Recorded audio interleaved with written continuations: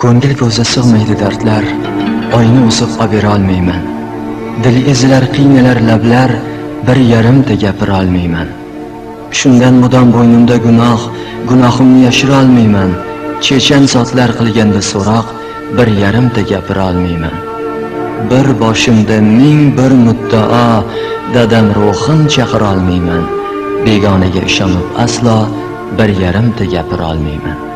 Mehr oqibat haqida jimjimador so'zlar bilan soatlab gapirishni hammamiz ham eplaymiz, ammo dunyodagi bitta samimiy do'stimiz bo'lgan onamizga ham oqibat qila olmasganmiz.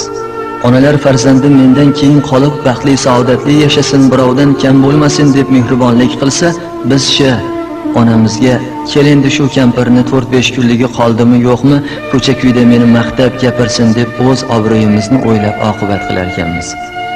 So'zlarim sizlarga og'ir botib dilingizga ozor yetkazgan bo'lsam, gaplarimning isbotini qabristondan borib ko'ring, qabristondan. Bahor devorlarning oftobro'ya etaklaridan emas, yoki siz biz yashayotgan koshonalardan emas, bahor qabristondan boshlanadi. O'sha qabristondagi qimmatbaho marmar toshlarga bitilgan so'zlarga e'tibor bering.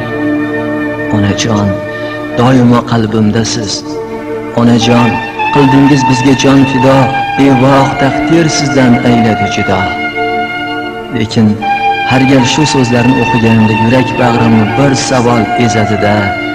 Marhumalar tirikligida onajon degan so'zni bir martagina o'z qulog'i bilan eshitganmikin?